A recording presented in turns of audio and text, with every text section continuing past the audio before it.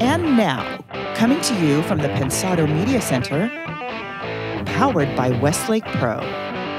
From rock to pop success, our guest is doing it big. YouTube and Pensado in Nashville, August 24th. The Pensado Awards is set. 1,500 or nothing. Welcome aboard. It's going to be a good ride. The Master Blaster has a brand new ITL. You're at the place. It's Pensado's place.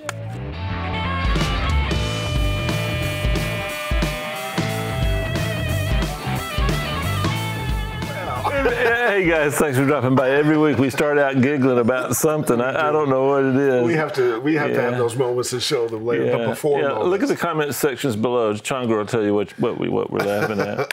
How are you, man? And you know what? Just got some great news. So I am happy. Good. Wait a minute, I don't want to say it that way. I'm very happy. Yeah, we are shifting to some interesting spaces. Yeah. Shall we get to it? Let's please. Hey gang, thanks for joining us. And also our great partners are the Blackbird Academy, Westlake Pro, Avid, Lander, and Fab Factory. And we want to do a very, very special welcome to our boys, our newest title sponsor, the amazing hit-making machine collective known as 1,500 or Nothing. Yeah.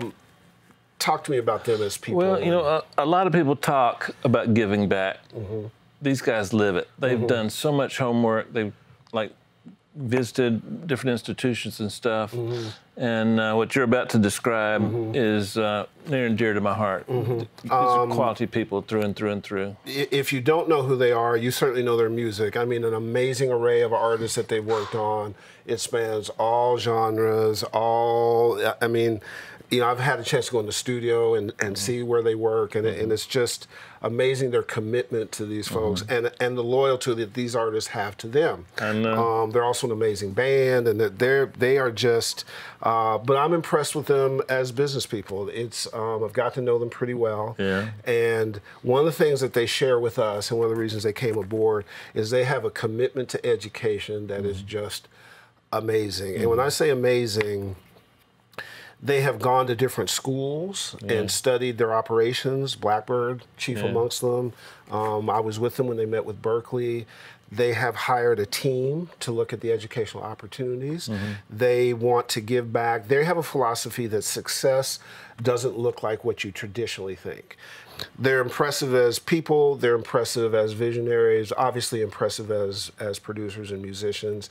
And when I tell you this, when you're in the studio with these cats, you're watching guys who play, man. Yeah. Like they make records from Adele to Ty Dolla $igns, but they will pick up any act. Chongo's been with me, and they absolutely rock. So we are thrilled. We're honored they picked us, and we are going to get behind this endeavor. Another great education partner to move forward.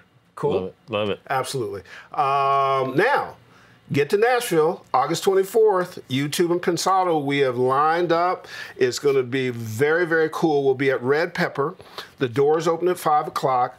We'll be interviewing the supremely talented Luke Laird. Think about some of these folks. Carrie Underwood, Blake Shelton, Hunter Hayes, Sarah Evans, and it goes on and on. This guy has produced so many things, written so many things, up for so many awards. To sign up is pretty easy. Go to bit.ly/YouTube Nashville. RSVP quickly, get there quickly. It's going to be a ball. And then we're going to hang afterwards and do a happy hour. So cool. Dave and I get a chance to meet you. We look forward to that. You get a chance to meet Luke. And we always love coming to Nashville. Are they bringing the little kitten that goes like that? Yeah. Oh, good. I think we're bringing it. Okay. Well, I like that little kitten. Why is everybody laughing? Because, we love that you're an animal lover. Okay, good. Okay, cool.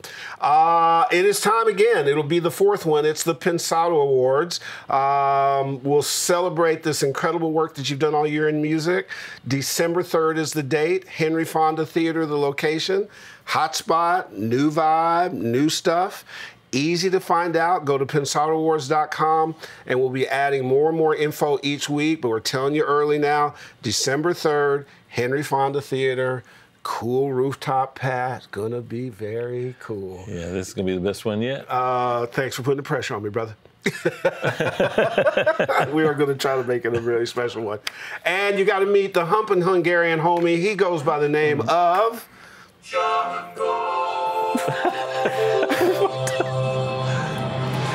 I got to come with some new faces and new hand things, but I'm doing them. Yeah, this time I think we're gonna have a rehearsal earlier. This is the guy who's most excited about traveling in our team. Yeah.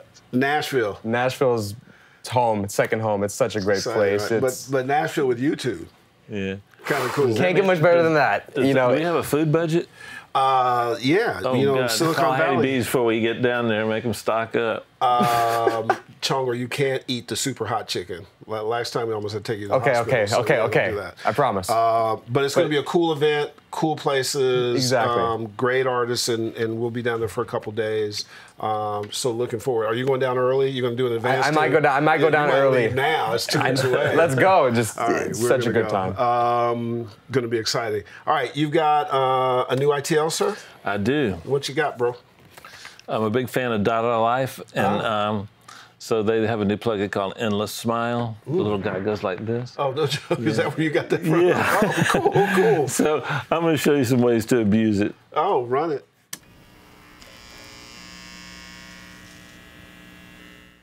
I don't know that I've gotten a plugin ever that I've had so much fun with the plugin and not even use it for audio. Check this little guy. Ooh, he's getting happy. He's getting happy, happier. He's happy. Ah! Dada Life, as most of you know, came up with a plugin called Sausage Fattener that we just all love. And you have to run it in Pro Tools in a VST wrapper. And so, as you know, the DDMF is one of my favorites. Blue Cat Audio's got a good one too. Now, this particular plugin, you've got 7 or 8 presets here. I'm going to show you a use for it. This is a somewhat predictable use. Check this out. This is without it.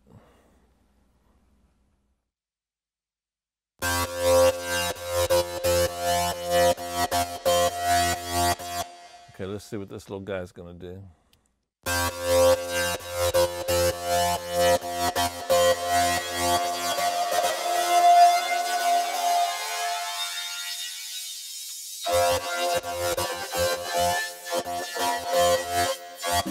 You can't help it. You just got to do it. You just got to do it. Let's pick another preset at random. Let's see. Let's try this one.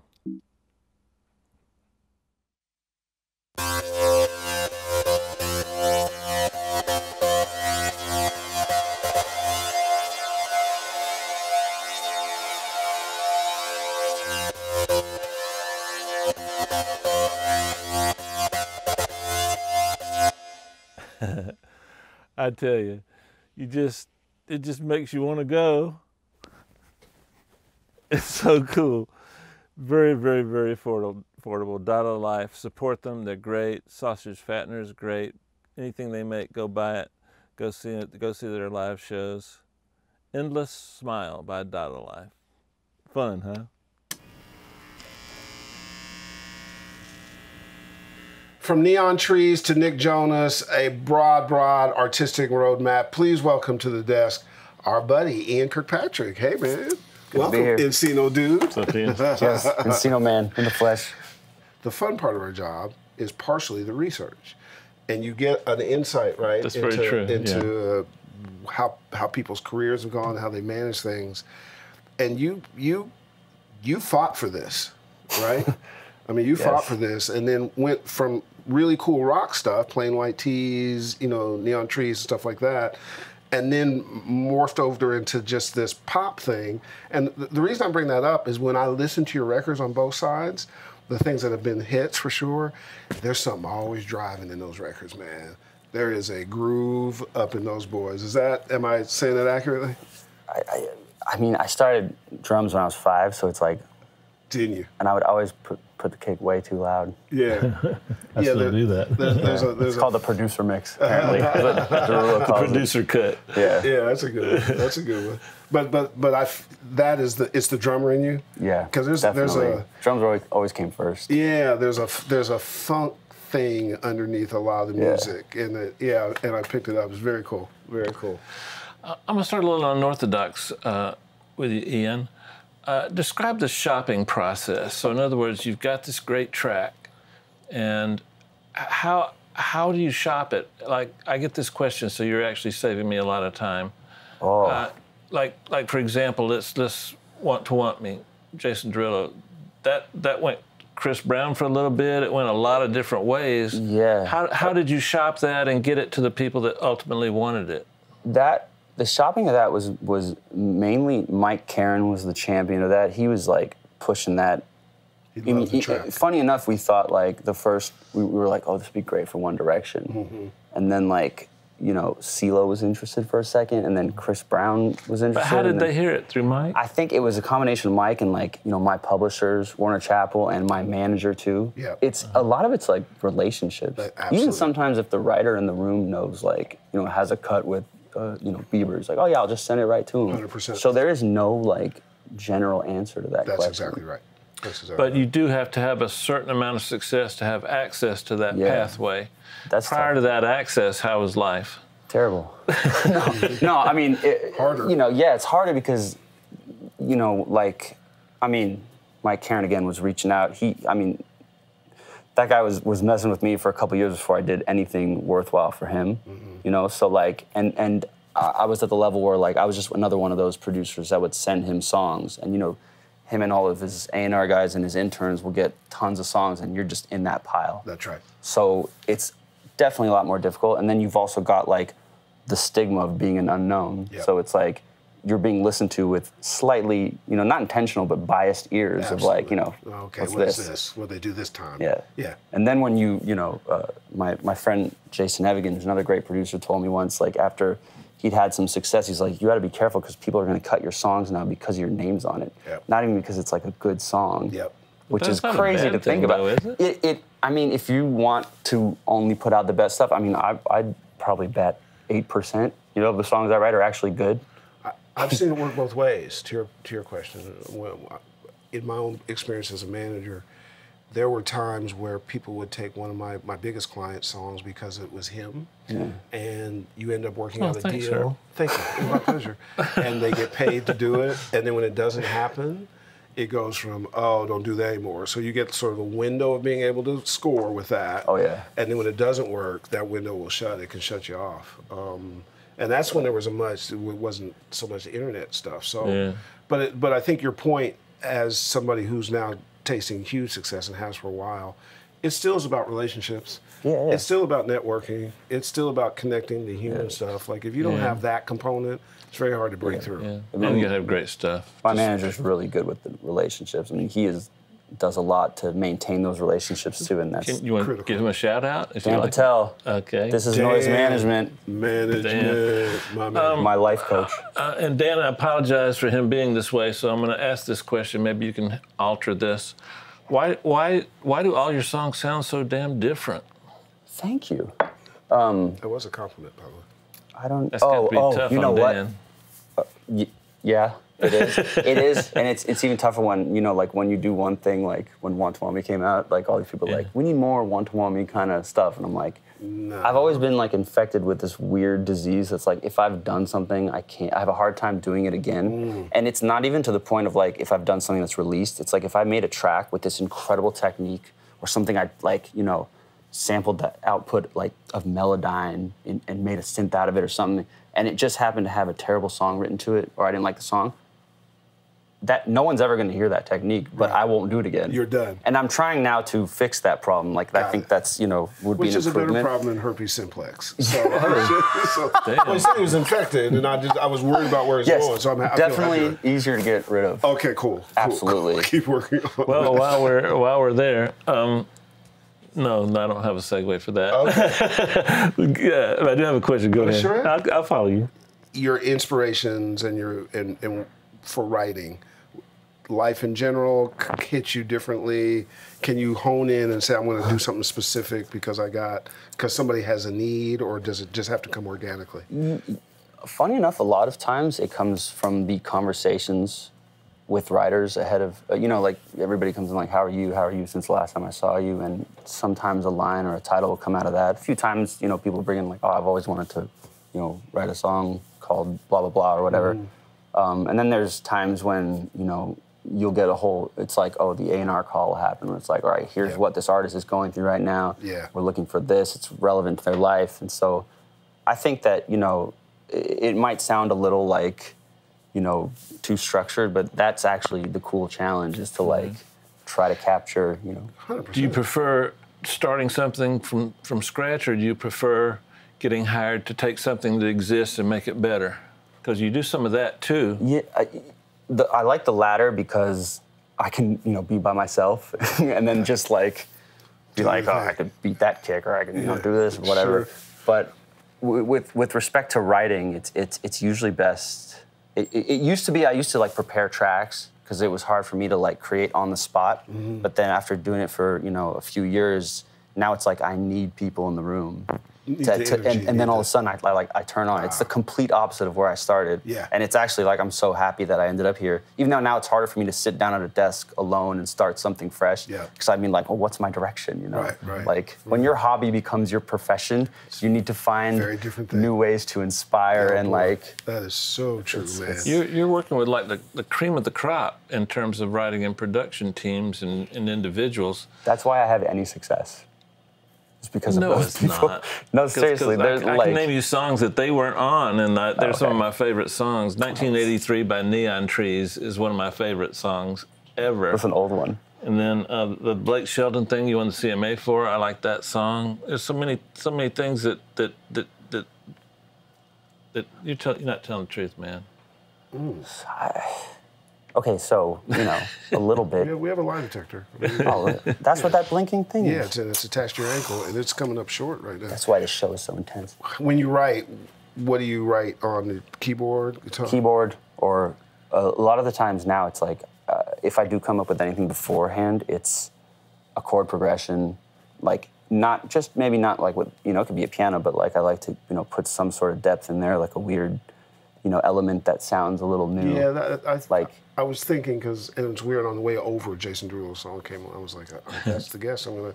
But I've always noticed that your work has this, there'll be a sort of sonic signature that's not in everything else. There's something you use, some effect or some sound or something. Is that true? Yeah. Yeah. I think that's part of like the never doing the same thing twice. And in a weird kind of cool way, now that I know you, it's kind of like, oh, that's an Ian thing. You know what I mean? Yeah. But the cool part is it doesn't limit. It's like every song, I'm more like, what's he gonna do this time? It's never like he's gonna do that same thing again. What the hell am I supposed to do now? Your drums are good, but your bass lines are like, remind me of the bass line as hook. Remember, like in the 80s and early 90s, the bass line was a hook. And like, even if you have to borrow from Talking Heads, you'll do whatever you have to do to get a hooky bass line. On New Rules, Dua Lipa. Did I say it right? Dua Lipa. Dua Lipa. I love that record. I hope that's going to be a big record for you. It's already getting really so big. Too, yeah. Thank you. New Rules. You did a couple songs on that record, but New Rules in particular. How did that song start? It feels like you built it around a bass line. The bass line on that thing is so hypnotic, and yeah, New Rules I think it was a writing camp for.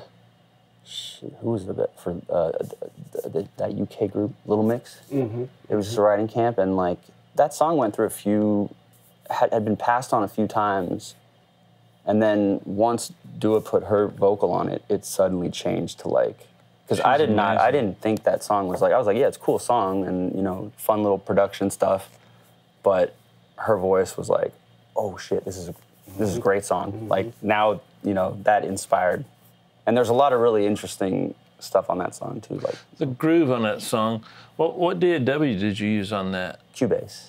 And how did you get the groove? The groove is infectious. The swing. Yeah. I was worried that it was like, I still think it's maybe 1 or 2 BPM too fast, because you know how like delicate swing becomes when you get into higher tempos. It's a drummer thing, you know. Take it out, right? But it can go off the rails. If my opinion counts, I think it's perfect. I like the up-tempo-ness of it. It's the holes are smaller and easier to fill. I like what you did with that, because you kind of try to sneak a little 80s into some stuff now and then too. So that worked really well. We had a little bit of the Mr. Saxo horn thing going on, and a little bit of Aphex Twins. I mean, we want to talk about the Aphex Twin. He is the beginning of everything for me.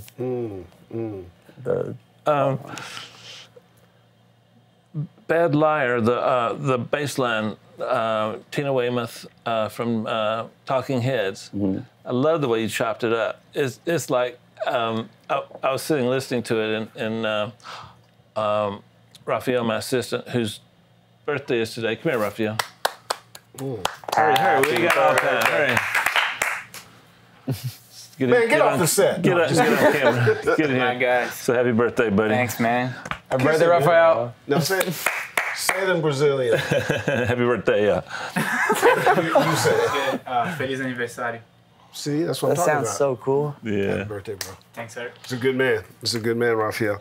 And Nico's got a birthday coming up too. So. well, we're not bringing him up yet. Yeah, no, not yet. That's where we go.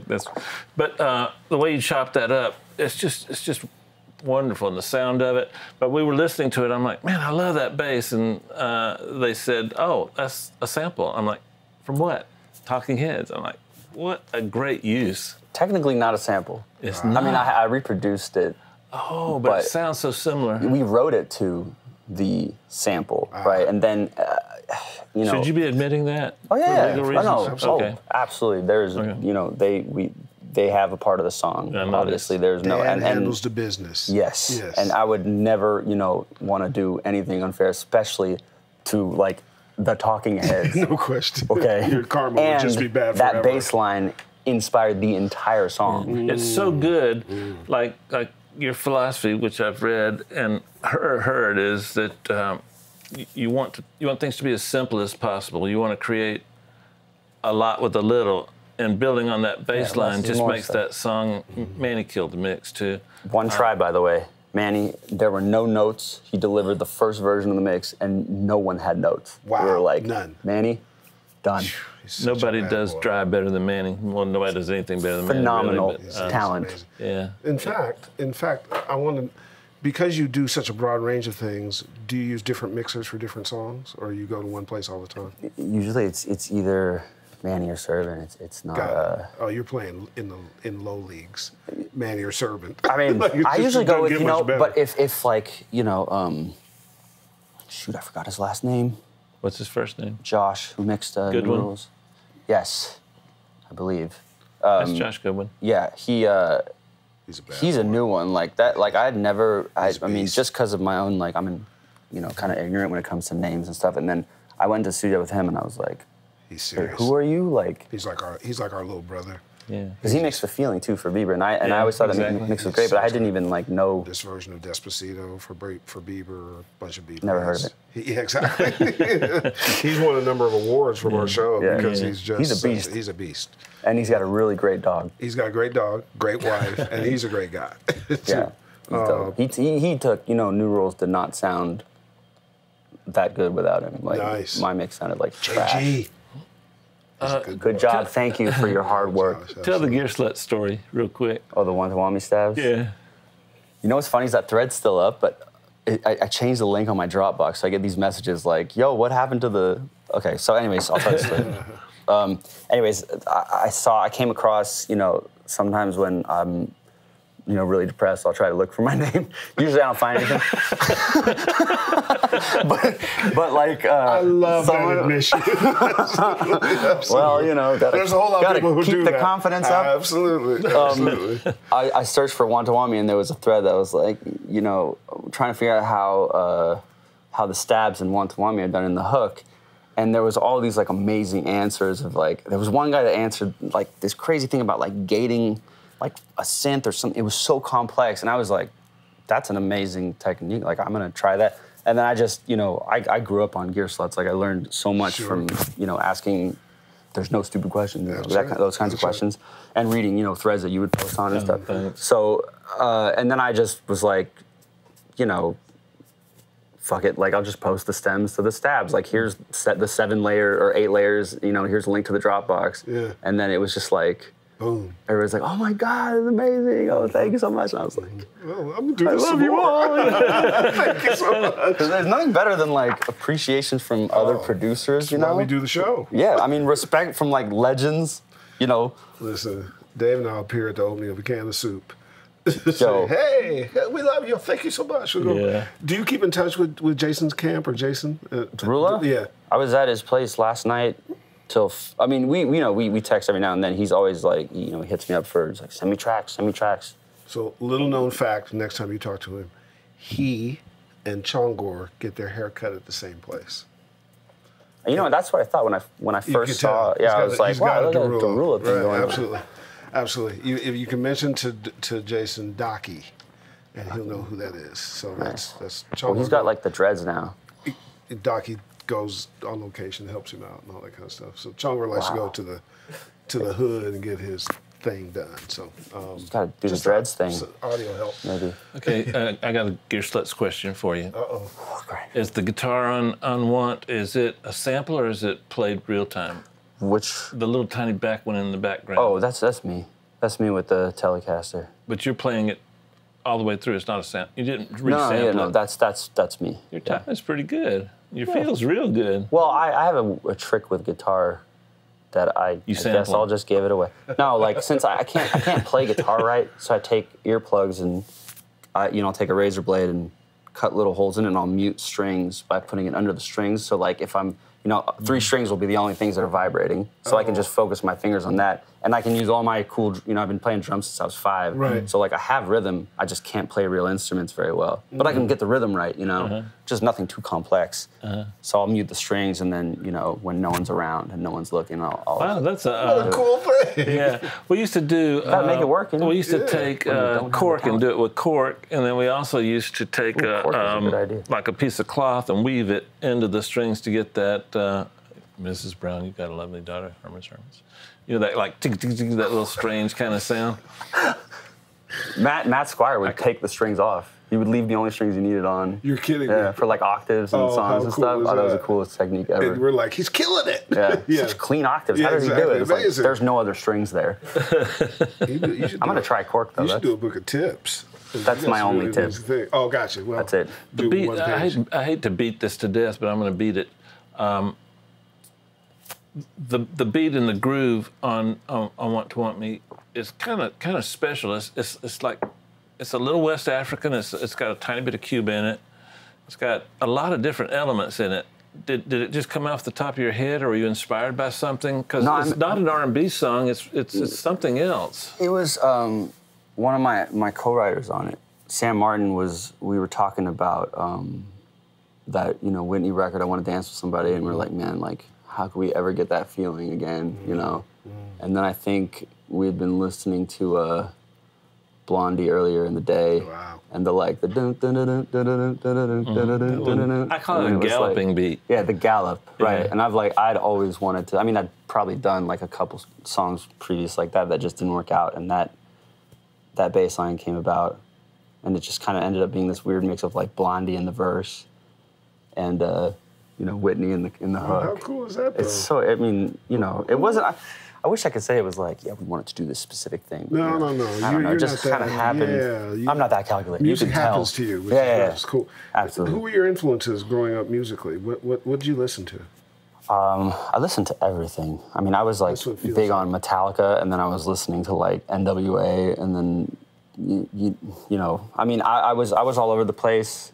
And I was playing drums in a lot of different kinds of bands in high school and stuff. And then in 1998, maybe, my friend Glenn gave me a CD of the Aphex Twin.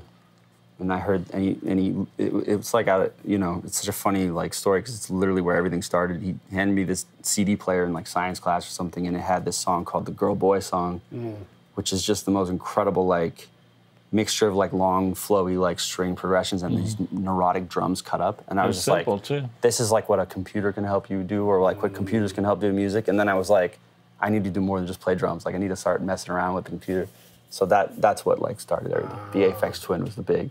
And then, Square Pusher, all these other like, intelligent dance, IDM, experimental, whatever. Like that stuff is just so mind-boggling. So it's kind of fun to try to work that into. Speaking of Blondie, Mike Chapman was like one of my favorites in the 80s. I don't hear his name anymore. I wonder what he's doing. Let me know. Get him on the show. I'd love to have him on the show. He owned the 80s. That's very good. You stayed at home to do stuff. I mean, in Encino, like you, Oh, yeah. you built your career from here. Like a lot of people will grow up someplace, go someplace else, and do a bunch of experience, get a bunch of experience, and come back. Yeah. But you stayed put and did it, which gives you sort of access to things, but also you're up against a lot of competition. Yeah. Correct? Well, yeah, it was a very slow. I mean, it felt like a very I went to school for, UC Santa Cruz for economics. Right. Like I didn't know. I was like building websites and doing like tech stuff, but I was also making like really crappy hip hop beats, and I thought, oh, maybe I could do. Music was like a hobby. And then when I graduated in '04. I came back home and I lived with my mom, and like I was producing like local bands at the time, but I was also like making a killing doing web design and stuff, and I was like either or for a while, and then I just like slowly got more busy doing music. Like I always have so much admiration for people that are like, I moved out here because I wanted to pursue a dream. Right. It's like I just like, it sounds ridiculous, but it's like I didn't, I mean I love music, but like it feels like music just chose, and just ended up taking more of my time, and I was just like, it doesn't feel like working to me, No, and it's like that's like I appreciate that every day. It's like I can't even believe that people pay me to be so ridiculous. We're so lucky. I mean, we talk about it all the time. It's ridiculous. Like oh, great! On Tuesday, I go someplace and get makeup on and sit in front of the camera and talk about it. Ooh, my job. Get to go to Google. Yeah, exactly. Like, oh, it's killing it. When you hear his stuff as a mixer. Are there things you would do differently? Of course. I mean, that's just part of being who we are. If I wrote a song, you think he'd change it? Oh, yeah. You've heard my writing. I've had that listening bias. I'd be like, well, Pensado wrote it. What's interesting to me, and the reason I ask you that, which I rarely do, is that he... I love that.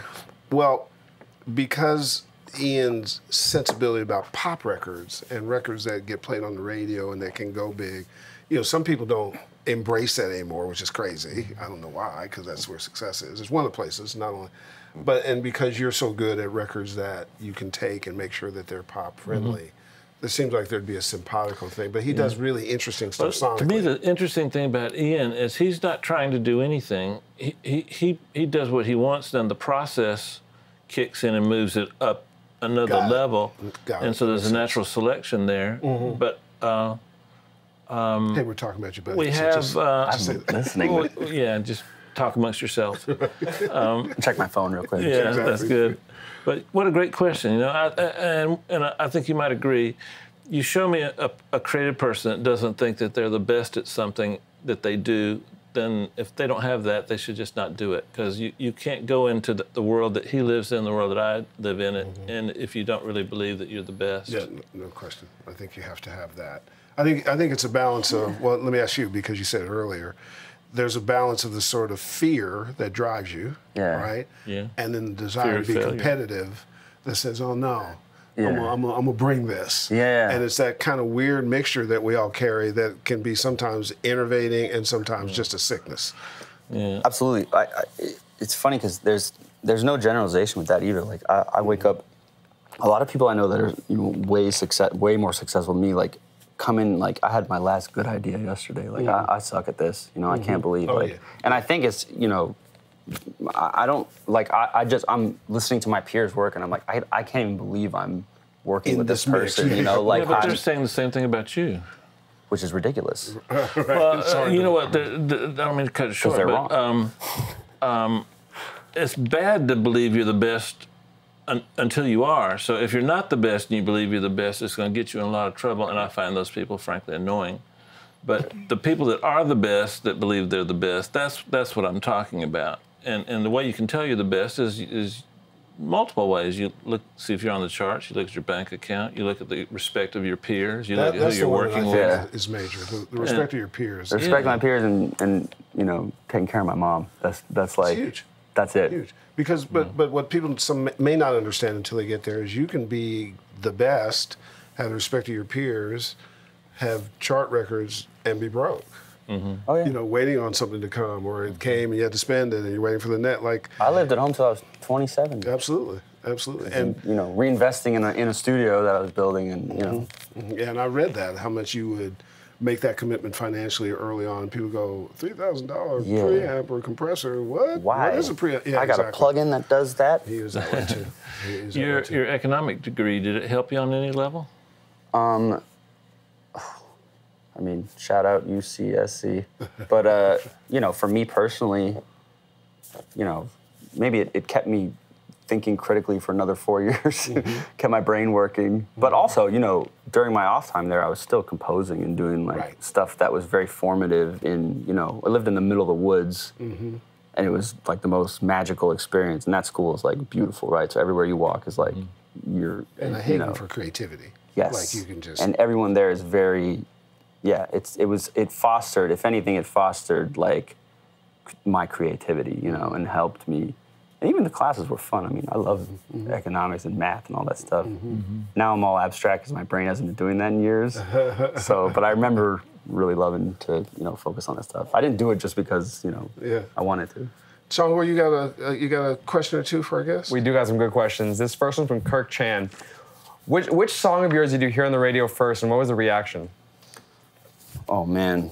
It was a song called Blackout by Breathe Carolina, and I heard that. Love Breathe Carolina, love them. Anyway, really? Sorry. Yeah, I do. Ask my guys, they're here. That's awesome. Yeah, they're, I heard their Blackout on Kiss FM. I remember my first thought, I was like, it's so compressed. Like, what's going on? You were critical. All the dynamic is gone. No, but that was a lesson right there, too. Sure.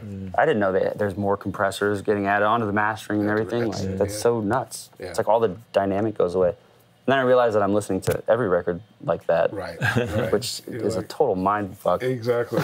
Pardon my language. No, it's true. It's okay. FCC around here doesn't matter. Got us another one? Yeah, we do. This one's from Eric Lindbergh. What was your most memorable session? Oh, man. That's a tough one. Shit. I'll give you a hint. Something with Julia Michaels. All my sessions with Julia, I remember. Oh, you know what? There was a song we wrote that never got... I love Julia Michaels. Yeah, she's a alien. And Jason. Or Justin. Justin Trainer, yeah. Justin, Jason, same thing, who cares? There was a song I did with Julia, and I think it was like me, Julia, and Sam Martin up in Lake Arrowhead, and the song never got cut. It was called All Bombs Away, and it was just like, the song was about like, you know, when you first, like me and Julia were both happened to be like falling in love with someone, and for me it was actually the girl that One to One Me ended up being about, funny enough. But we were both falling in love with someone. We were talking about how like, you know, when you know, it was something like when we touch, it's all bombs away. Like you say the word love so quickly, you forget about all your inhibitions and you just say all these things. So, anyways, this session was memorable because it was like I was like bawling, Julia was crying, and then Sam was like kind of on the computer and he was just like, "You guys are so weird, you know, like what's going on?" But that was one of the only sessions I've been in where it was like, you know, because usually you're trying to chase, you know, a feeling or like you have an objective or something, and that was one of the few times where it was like so relevant to me. Came out. Yeah, and you know, maybe that's why I didn't get cut. You were at Arrowhead? Lake Arrowhead, yeah. Did you drink bottled water while you were there? You know, I saw that coming from way far away, right when you started. Oh, right, I just got that. Okay. Yeah, and what, no, actually, because all the water there is that water. And if that's not true. If we wait, he'll come up with a sparklets thing next. But I'm not going to let that happen. Production is so sparkly. Sorry, it's all good. The business of music is something that you follow, is important to you, and for some people deal with it, some people don't. Like, what's happening with the records, tracking them, artists that you want, knowing the A&R people, that stuff, or do you try to stay in the creative space mostly? The latter. I try to stay in the creative space because, you know, I'm not very like smart with names, and you know, I'm terrible at remembering things, and you know, again, Dan Patel, manager. This is noise management. Team becomes important. Send me your beats. Just kidding. Like he maintains those relationships, and it's like sometimes it's like good cop, bad cop. Right. I'm just like, oh, like I'm the creative. I don't know what are those numbers. I got the best cop in my corner. Well, he's got a cop. I don't know if he's got the best. But it really is. It's a unit. Yeah. And you have roles that play differently for different circumstances. Which is so important for keeping me like stress-free. Yeah. You know, when you have someone in your corner that can take care of negotiations, and anytime there's any issues, it's like he has to play bad cop, you know, and then the next session, the next record after that, I still have a good name to this artist. Right. Because if their manager is good too, they won't know much about what happened. That's right. Either. It just so, becomes manager. Yeah. Absolutely. So I really appreciate exactly that right. aspect of having a great manager. So I can stay in the creative. I got it. Now, your athletic skills are about to be pushed here, but your audio athletic skills great. from Batter's Box. You know, it's baseball season. You've been kind of throwing heaters. Don't toy with my heart, Herb. I'm not, toy but with I'm my admiring your prowess. That's your skill set. Don't think it's someone else.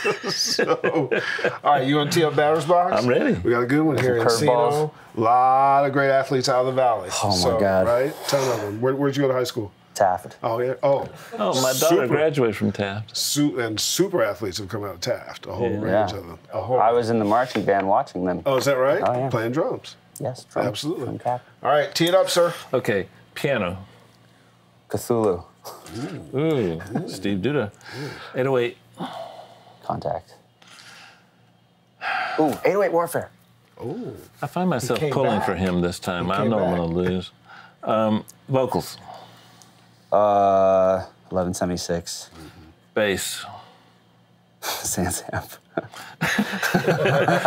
The Chad Blake version. Kick drum. The battery alphabetical samples. It's the one-to-one me kick. I sampled My his favorite. kick on Want to Want Me. It's Did Yeah, Oh, I used it in nice. 4 mixes. Nice. one of my faves. Speaking of samples. Samples in general? Yeah.